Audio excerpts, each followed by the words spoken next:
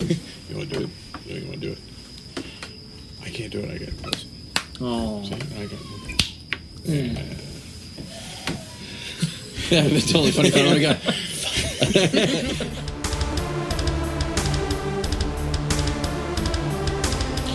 With the Syndicate, this time we have a few more members of the Syndicate.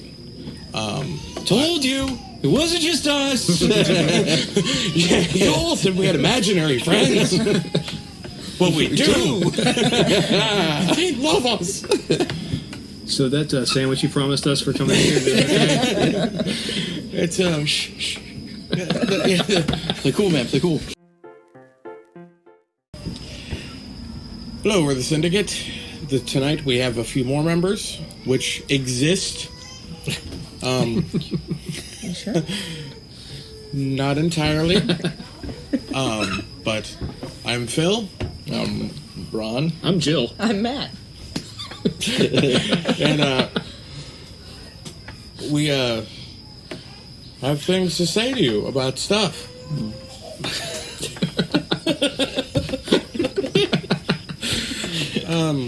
My incognito.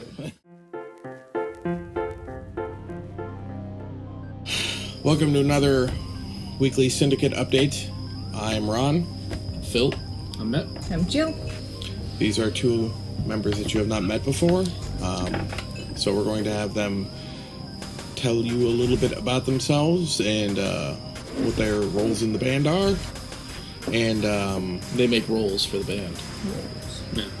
Delicious. the flakiest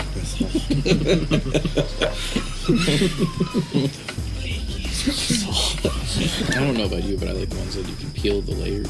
Oh Yeah, god, those are yeah, the best. the grands. Oh, Yeah. Let's make good pie crust. Liz makes me open them because when they pop, she's like, Sarah does too. Meanwhile, I'm like, Pack, come on! She likes to do it herself because she likes the thrill. It is. It's the That's how I take out my aggression. anticipation. Batter you to death again about Goliath. Yes. On Reverb Nation. I want to take a moment and say I want to thank all the people who have downloaded the song or have taken time out to listen to it. We've gotten a lot of great reviews. The thing that always shocks me, and I've talked about this with us, is just how everybody's been like, you know what this really reminds me of? Old school Fear Factory. And I'm just like, not at all what I intended for, but Yeah. Yeah, but go ahead. Yeah, sure. Yeah, you know, I didn't even think that, like, while I was, like, chugging along because of the fact that, like, Fear Factory has always been a huge influence to me simply because I love industrial metal, and when you think industrial metal, you do think Fear Factory. Yeah. I love them to death because of their aesthetic and that cold feeling they get, which is one of the reasons why I think that though all the Fear Factory fans hated it, I loved when they did Cars because they do have a thing that Gary Newman had and still does, which is there's this cold empty in the music. The Fear Factory thing, that is a, you know, that is a comparison that I've heard a lot, and I'm fine with it, though. it was unexpected. It was because of the fact that, like, I normally I actually write a lot more Fear Factory type of riffs and stuff than that.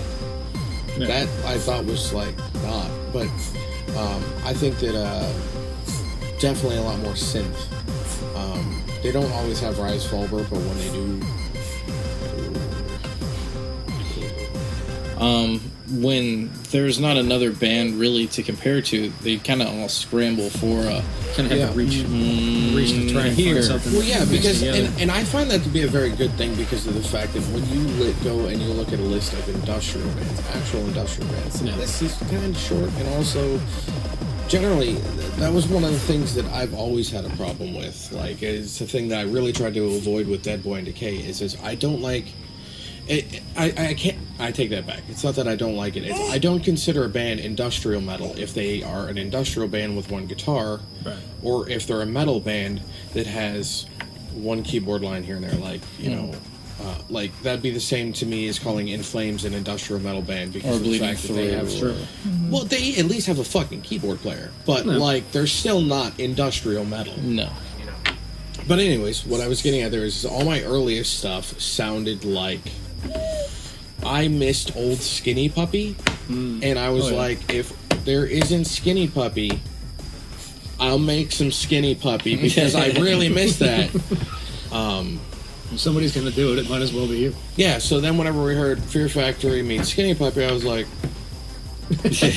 though, once again, to me, that's not at all what it sounds like, just due to how I hear and see Fear Factory and Skinny Puppy. But at the same time, that's not necessarily to say that that things may not go more in that vein and other ways with some of the stuff that we're working on now. Mentioning Gary Newman earlier. The next song... the synth is very Gary Newman-esque. Yes, very Gary Newman-esque, and totally didn't even notice. I had, I had put in this programmed drum track that was supposed to go along with the rhythm guitar and everything, and played it back. It sounds, it's got this roll to it and everything. And then, we gave it we were giving that a try, and I muted the drums out, and I wrote a Gary Newman song, and I was fine with that. There's a lot more in it involved, but Then Gary Newman would. nonetheless. So that's one of the things that we wanted to talk about. We have already mentioned the next song is going to be called. He's got this. It's okay. No, Hot Dog 1. 30 pieces of bacon. 30 pieces of bacon. I'll have that. But we'll see whether or not we're going to actually release that one by itself, or I think we might just do like a YouTube of it, like a lyric video or something. That way people can still hear it. Again, like what we talked about last week, one of the important things that we are trying to push is so that people have an idea of the songs before they even get a chance to see us. Yeah. I feel the local scene really gets hurt a lot because people are like, I don't know what they sound like. Why am I going to waste $5? No. I'm going to spend the $25 to hear the one song I heard on the radio. That didn't see this shitty band. Well, that might It only seems to have- be how it goes up. it really does, and that also is because of the fact that people like a lot of the shitty songs on the radio, and Yeah. if they don't show up, I'm fine with that. I should not have said that out loud. No, but, But- it's, You can pull up my buttons. You like my buttons? the big thing for me with that is, you get a lot of people that if they hear something that they like, they expect everything from that group to sound exactly like that, to never change, never evolve. And if they like that, well, then they want that. But they don't want that over there. They want that. Yeah. And to pay, however much money, or even just to take a chance at seeing something new that they haven't heard before.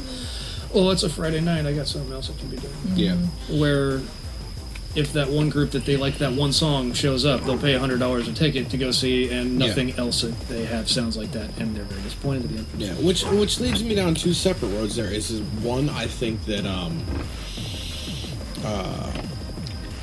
I think that everyone should encourage and expect change from bands. And you may not like it more, but for the band, that may be the better way to go. Because of the fact that they're growing. I promise you, Marilyn Manson is really tired of playing beautiful people. Yeah. Really tired. He's been done with that. He was done with that in '96 because of the fact that he was like, that message about that song about being an individual, and now you're called Mansonites? Awesome. See where it went? Can you imagine how that must feel though? Because there's that part of him that's like that hates his own fans because he's like, really? Yeah. But The one thing I told you not to do. But one thing that he did, and also one thing that I've been taking to heart a lot lately because of the fact that I absolutely adore David Bowie and always have. A lot of the stuff that people don't know about, like Earthling, that Trent Reznor produced, was amazing, and the reason that he did that was because he heard, here at the previous album, Outsiders, which he wrote a short story to that was in the booklet that was about, is this art or murder? And it was inside of a museum. Someone was murdered and their entrails were hung and displayed and everything. And is that art or murder? And that was the concept of the album and everything. But they did Heart's Filthy Lesson. And then you look at the Closer video and you're like, wow. But this goes back to what you were saying is that, you know, everybody, like, they do this one thing and here's that thing that they do. And I think that if you're going to be a band that changes your sound and has different types of songs and stuff, I think that it is most likely in your best interest to do that right from the beginning, because of the fact that then people can't say, oh, they sold out and changed, because of the fact that they're like, no, they were always crazy, they were always bipolar, they and were always doing this yes. weird dysfunctional, you know. Yeah, so I mean that the newest one that I was working on was blisteringly heavy. That one may or may not be one of the ones off of this that goes out on this particular chapter. But then you take like 30 pieces. On this chapter. Yeah. Dig it? You dig it? But then you take something like 30 pieces, which is incredibly rhythmic and has a, you know, there's incredibly rhythmic, but at the same time has, I don't even know how to describe the feel of that, but it to me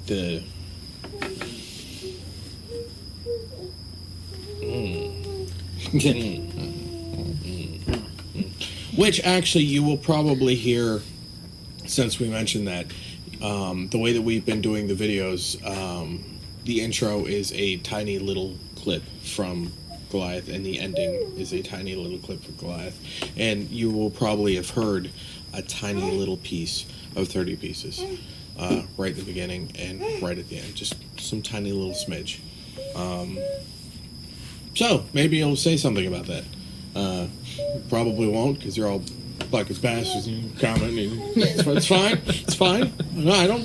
Don't be shy. It doesn't bother me. Comment down below. Yeah, I'll look at it. You know, and like Phil said, I would like to, you know, I too would like to thank everybody that has been liking the video and sharing the video. Definitely. And fuck the rest of you, you sons of bitches.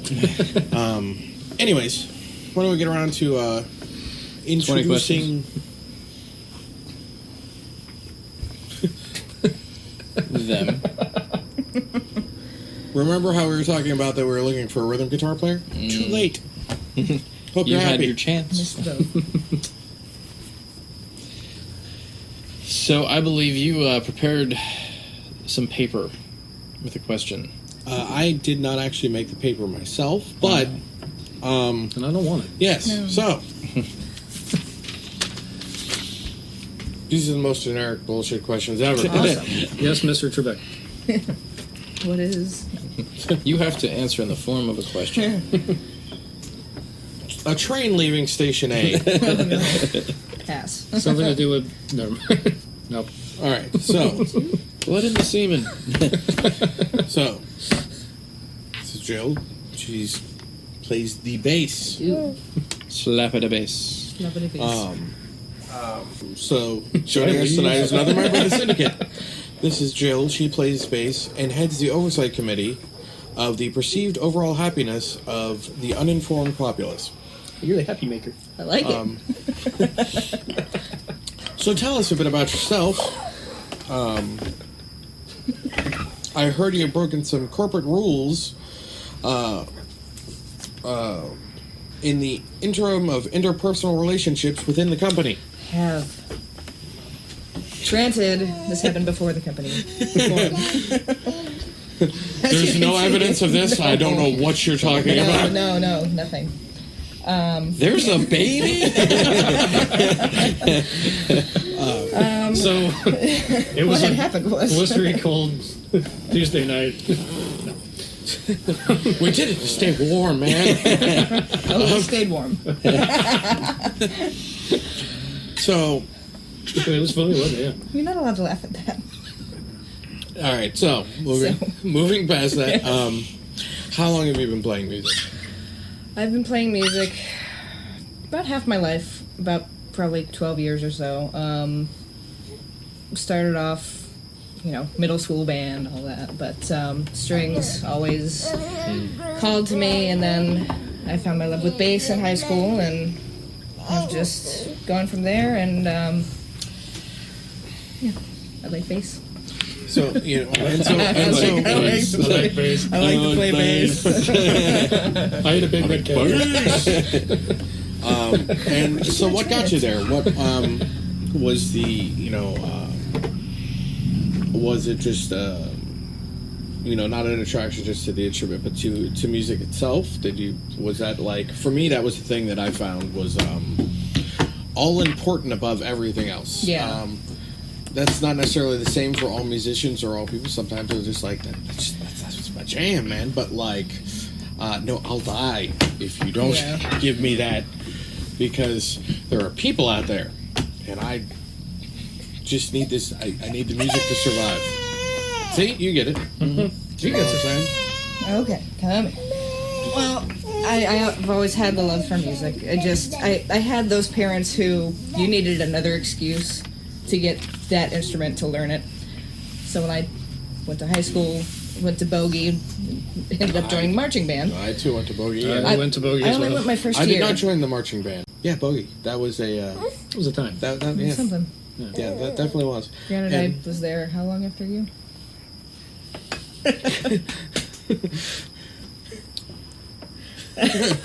Feeling old yet?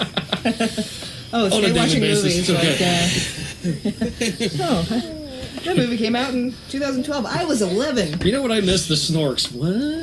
I know the snorks. Nothing is like hearing, I was in middle school and I came out and I'm thinking, I was already out of school. Yeah. Oh God, I'm going to jail. Yeah.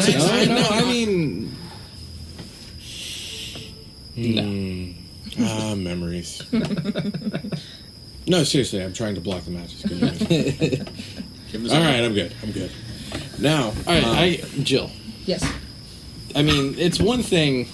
Sorry for the stereotype for a female to get involved in playing music, but for her to jump into metal.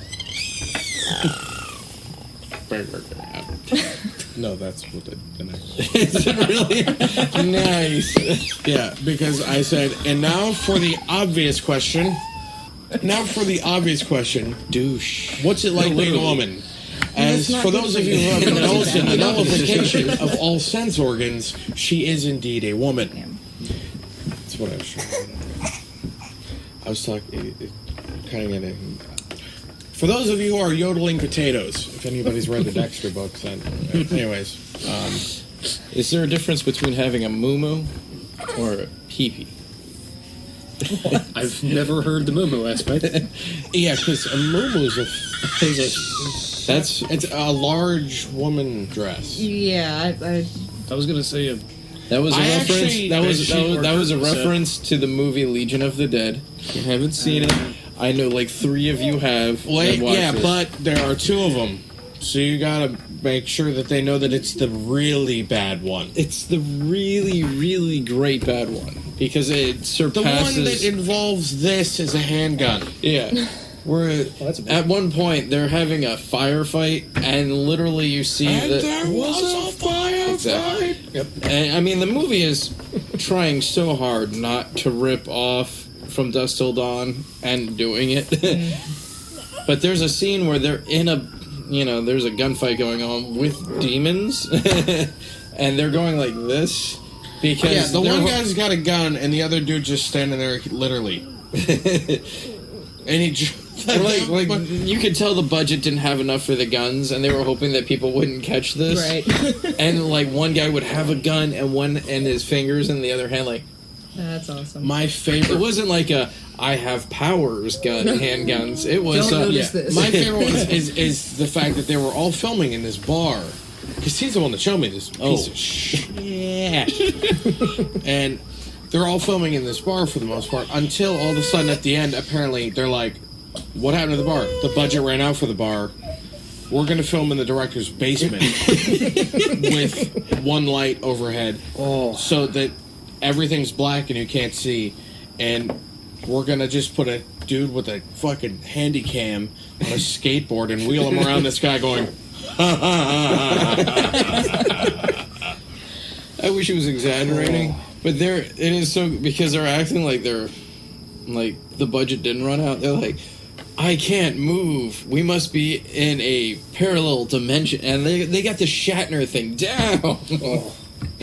And they're just like, yeah, they shot all right. But nothing topped the scene where I want to point out the main villain is just called the long-haired man. Nice. And he's And sitting he's that guy too. If you saw him, you'd be like, "Oh, that fucking guy." He's sitting in this like throne, and he's got these two like peons that have been running around for him. Yeah, he's the guy that you get when you can't get the dude from the Warlock. Yeah, when you can't get Julian Sands. Yeah, there you go. Oh, when you can't get Julian Sands, and or you need generic guy that looks like Julian Sands but in a black turtleneck that stands there like this. Usually it's security. Those are his two roles. But you did great, buddy. Nothing. But one of the peons is like, I failed you, and he's like, you're a worm. Oh my god, I forgot. He gets on the floor and he starts doing the worm, and he's like, I'm a worm. If anything, we've probably just made sure that movie got at least 2 more viewings. Well, you also just made sure that song gets that fucking sample in. oh God. So what was the question? What's it like? So you're a woman. Yeah.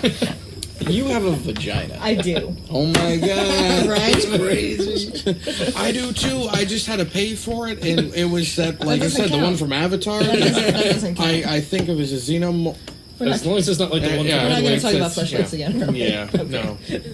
the angry and We're not gonna. Doesn't mean I can't think about them. You can think about it all you want. That's fine. I just, But what made you jump to metal?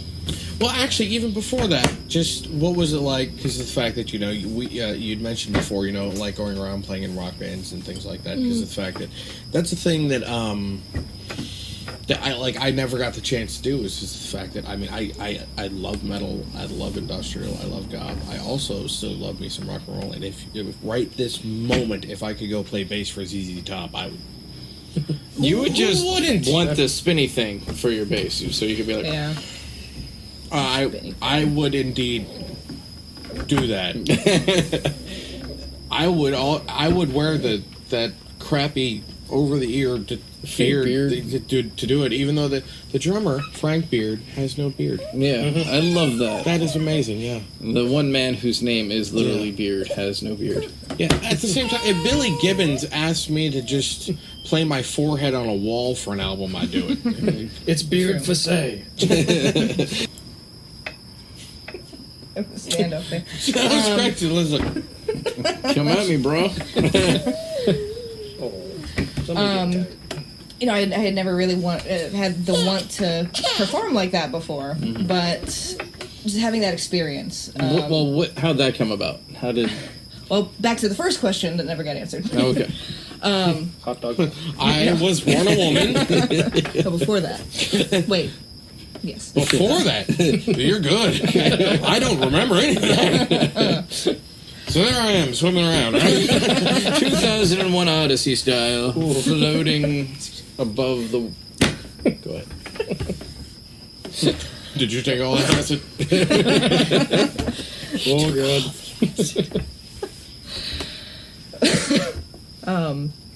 Marching band. The tubas were weak, so I was the string tuba. That was my. I was gonna say I don't remember them having a bass. Well, in marching exactly, band. and I had never really played bass before, and then good old Mr. Williams. That man hates me still to this day. He probably hates me too. It's okay. Hi, Mr. Williams. He's on my friends list. Just threw a bass at me and said, "Okay, you're." Jesus Christ! Well, that man I wouldn't put it past. No, he did. He did. And then after that, I knew a guy who. You knew a guy.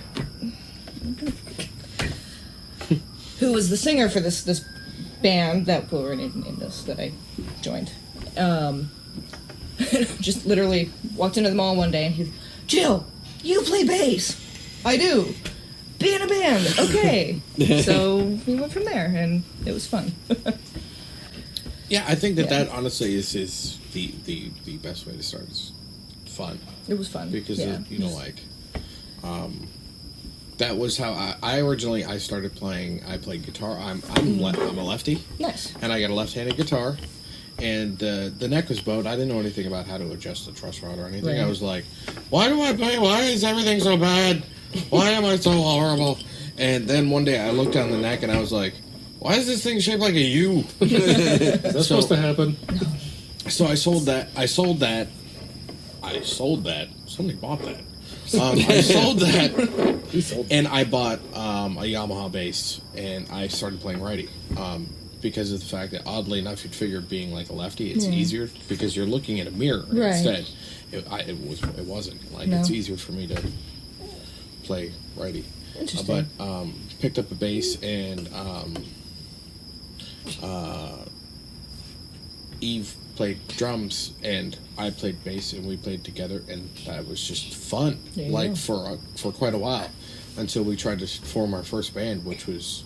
I apologize to this day for. I mean, we weren't even going to write any music. We were like, got a logo. That's what matters. It's the thing. it's thing. And yeah. Well, fast forward to me. My Dead Boy in Decay logo is just it's the alien font. That's it. I'm like, it's legible. Therefore, I'm not Cavolt. But that's okay. Tree branches. Out of curiosity, Phil, do you remember that band at all? No. No. Good. I'm sorry. No. Believe it or not, ABM played with a lot of No. Just he says he remembers. Oh I don't my believe it, but, Our first show was with ABM. It was made memorable by the fact that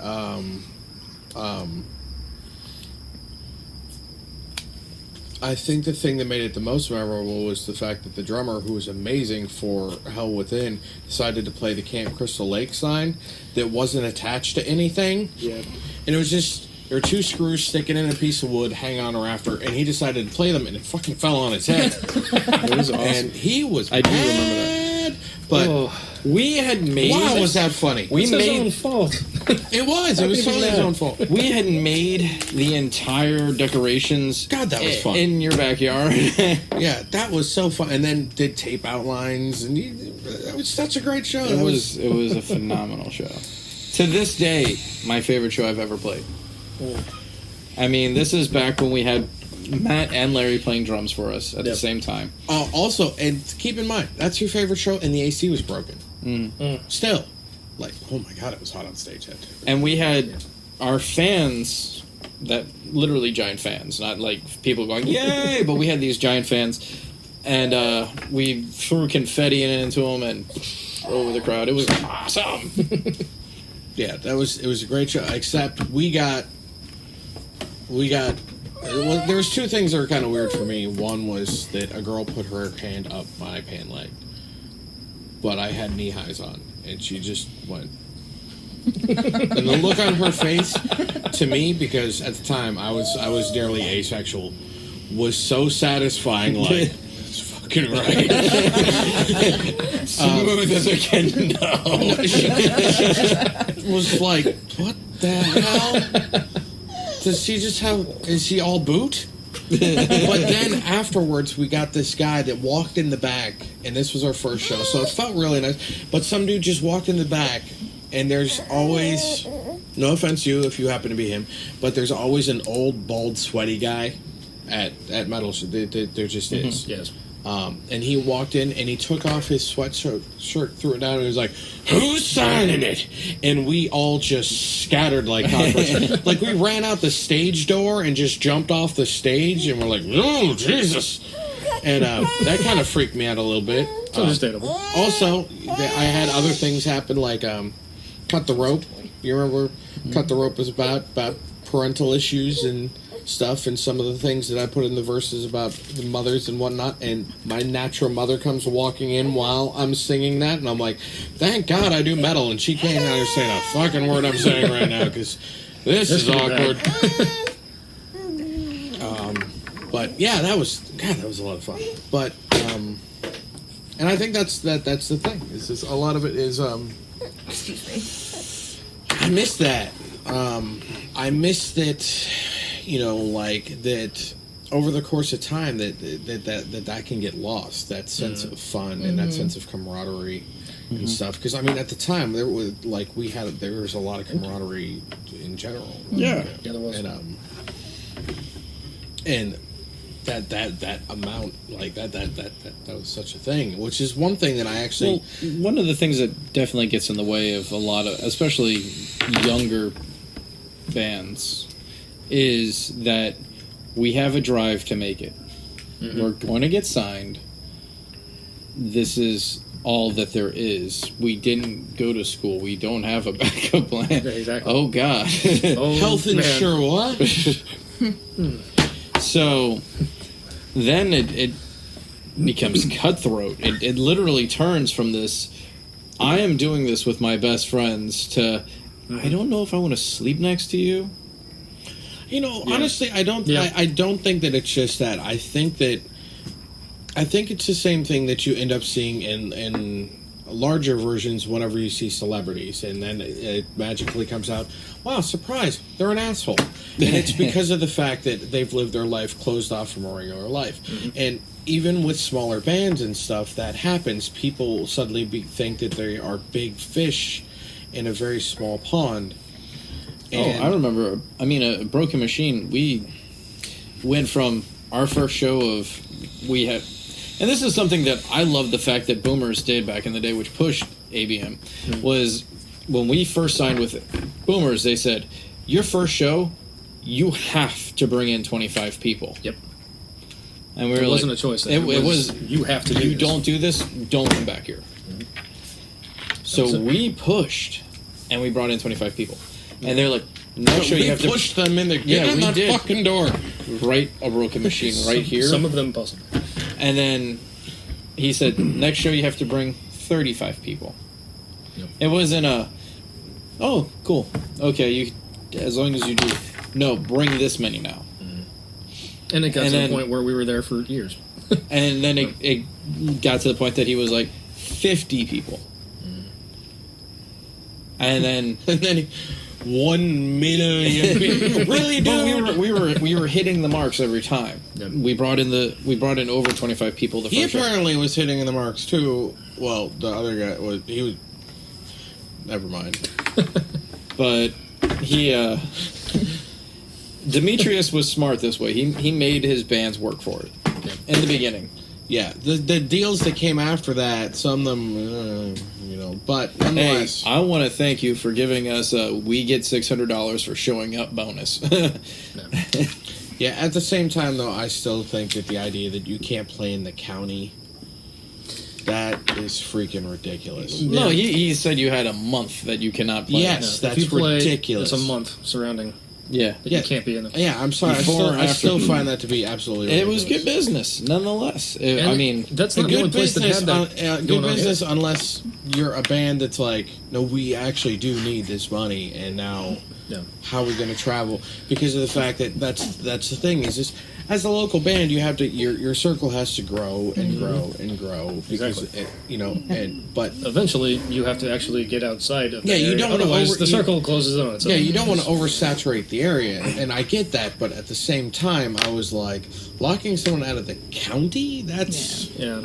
But That's I mean, rough. that's you drive over to Tampa or drive over to Sarasota. It wasn't that big a deal, and then you literally become a ripple in this pond, and you start expanding, and you become a ripple in this pond. You become a ripple in this pond, and it was cool because at Boomers we're pulling in 100 people, and then the thing that was irritating to me is that when we would get used to pulling in the 100 people over here, we would go over to Tampa and be like, yeah, we pull in 100 people over here. We're awesome. And the people over there would be like, that's nice, you're opening. And you'd be like, oh, you'll see this is a mistake. You don't want us opening, you want us headlining. oh my and then, god, that show that we played at the Masquerade with you, so the night before, some dude gets stabbed at a Corrosion and Conformity show. And we're like, oh, that's going to be great. I'm sure a lot of people are going to come out now. That's not... Yeah. But then on top of that, we're up there... When we were up there, there was 4 people that were totally rocking it. And they loved it. Or they just were sitting. I don't know. But my knee went out, and, like, I just got stuck, like, just sitting there. And I was in that weird spot where, like, you can't step beyond this line... Because all of a sudden you are now involved in a time warp as the sound's bouncing off the wall because it's not a packed house type of thing. Mm-hmm. And I was just stuck there. I could not stand back up. And I'm like, well, I'll just hang out here. And suddenly... It's cool. It's fine. I'm going to bring it down to you guys here. I think one of my favorite fails on stage was we had done like 2 back-to-back shows, and I had worked both, and I was working 12-hour shifts at Auto Trader. Oh, God. And I was so tired. I literally laid down during one of the songs. I was like,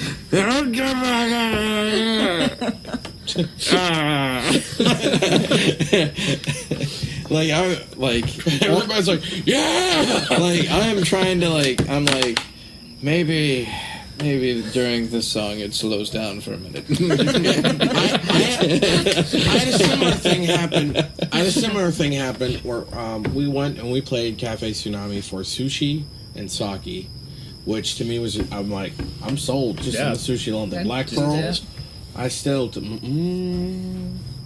But they ended up paying us on top of that too, which I thought was incredibly nice. But, well, the only downside was, since I was a singer, I'm like, I'm not going to eat a ridiculous amount of sushi before I go up there and scream my lungs out, because that's not all I'm going to be screaming out. Yeah, exactly.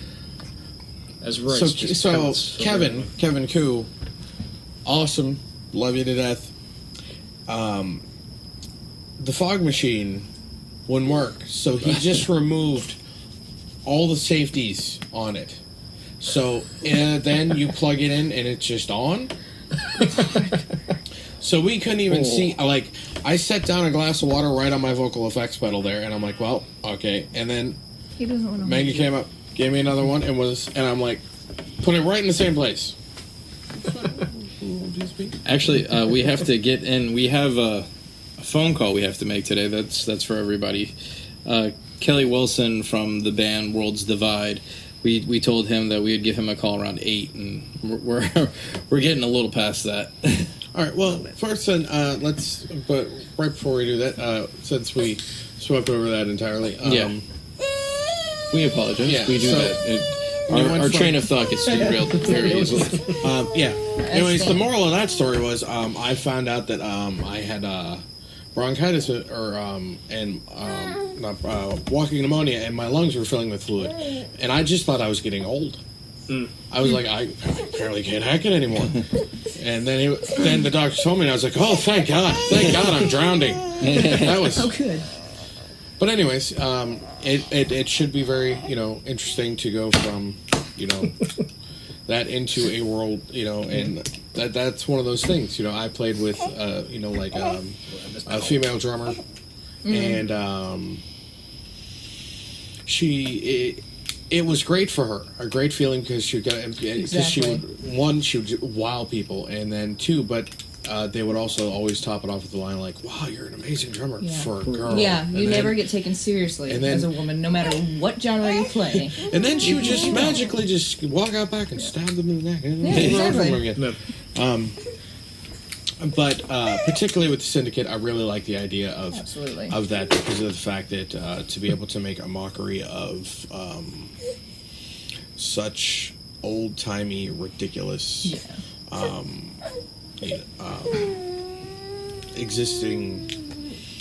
pre-existing organizations and conceptions and whatnot. The other thing I want to hit on before we had the call is as you may have noticed, these two may have been playing before, as they were talking about the shows and whatnot. So, yes, sir. That is Matt. Though I don't even know if we ever actually, without fucking it up, said it, you got to say his name. Yeah, the first time that we screwed this up, we said everybody else's name. It's true. The time we didn't screw up, he said his own name. All right. Well, there you go. Yeah. So I am actually still around. He's still here. I'm still alive. Yes. I'm still in the state. Hits things, makes leatherworks. Yes. Yeah, Gresh gotta check that Leatherworks. out. Yeah, actually, you should plug that. Yes, Gresh Leatherworks. We make handmade leather thought- goods. Yeah, there would be a Sell little them. scrolly thing because Yes. technology of the gods. I feel like we should have like one of those flashing little call now, call now, call now. And But don't really, because I'm not going to answer. Get my phone number anyway. yeah, well, that's the same thing as he keeps saying, hey, like, comment, talk to you. And I'm like, yeah, do you do that? And he'll fucking handle it. Not that I don't genuinely appreciate and feel that, but it's not just half of it's anxiety, and the other half is the complete disdain for most humans, which is unfortunate. And I probably shouldn't think that way, but hey, what are you gonna do? For now, I'm working on it. Matt, what was one of your favorite memories of being on stage? My favorite memories of being on stage. I think most of the time it was actually getting through bad stuff that happened right before getting on stage. Well, I mean, Ron remembers this. Every time after a show, Yeah. you were dying. Oh, yeah. Yeah, I brought that up, and that was something that always concerned me. Is I would bring it up to the rest of your band and be like, "Do we need to call 911? He looks like he's going to die. He's going to fall over and just die now. You look at it. He is a zombie. And we'd say double barrel's fine. You realize yeah. he's turning gray and green, and then I'd ask you, and you're like, oh, "I'm totally fine. You good? I am good. No, that's See, we told you he's fine." oh yeah. No. He has to control alt reboot every so often. Burger. No, that's a good point. I had this. I've always had this aspect of when I'm playing to put everything in my brain that's going on at that time out. Yeah. Straight through whatever I'm doing. Straight Yeah. through playing. And You do that with the leather work? In a way, the guy actually has a similar thing happens to me when I'm doing woodwork. yeah, Subconsciously, and things start getting worked out, but like you go to this place, yeah. and music is different than the leather work or the woodwork for me, but it is that kind of catharsis, and usually for things much more vital and or without that release, it's been so long. Like I think that's an incredibly healthy release. That's like something right up there with the little death. It's It something, really is. especially after you've done it for so long, The that little you stop orgasm doing it, death. you need it back. You have to have that back. Yeah, like that alien fleshlight. Anyways, Well, okay, I'm I gonna thought it was the pizza. remember the question we asked a few weeks ago, where I'm gonna address the elephant in the room. There's a baby here. Yes. There it is. Where? What did you do? are you saying that baby is an elephant? Yes. How dare you, sir?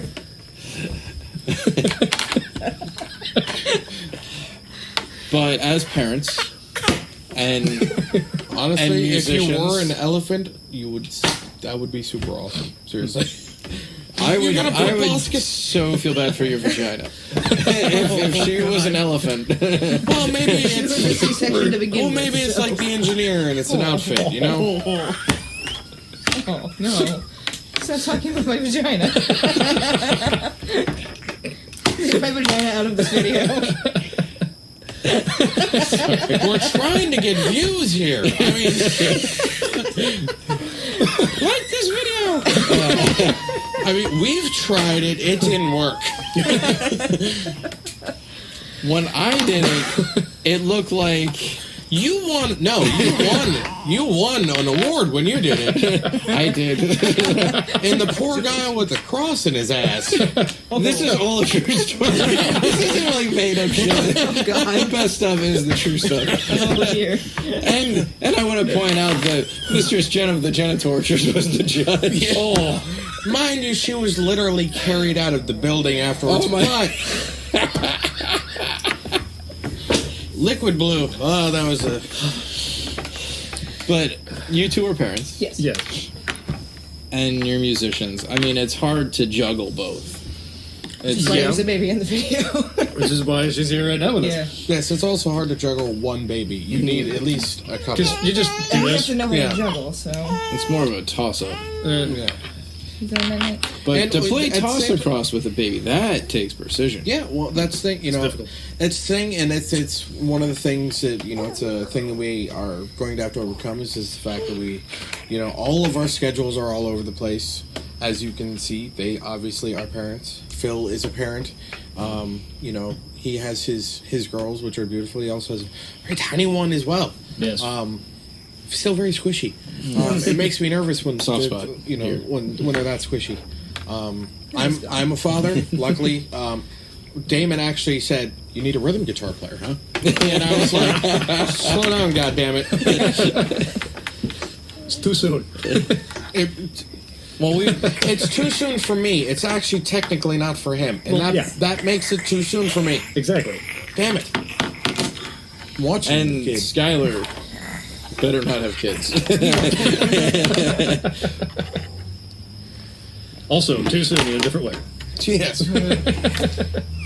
Yeah, but you know, all of us have, you know, a lot going on there, and the thing with the kids that changes worlds for Oh, it yeah. too. Like, because again, you know, the focus changes. Like, to me, the music is just as important, but the thing is you know, obviously, family comes first. Yeah. And It it's- becomes everything becomes important in a completely different way than everything Yeah. else. Yeah. Yet it's Yeah. still all important. Yeah, because I think it does this great thing that you know, that it strips away the ego that comes from music and stuff like Oh, that, and replaces it with the passion and the healing that comes from it instead, because And you're no longer like, hey, I'm gonna go out and find me ladies, and people will be like, look at me, go, look at it, wow, which I was a singer, so that was really weird when I did it. But nobody said Although that reminded me anything of when Led Carl Zeppelin from- did it. Carl from Aqua Teen Hunger Force right there. Yeah, nobody says anything when Led Zeppelin did it, but I do it. It's all. Oh, they said something. It just took them 50 years.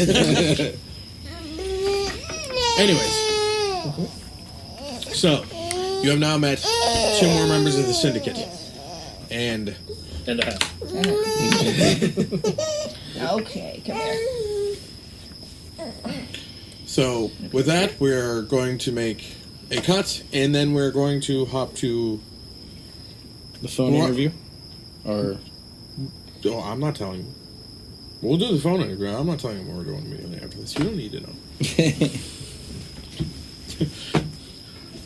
I said you don't need to know.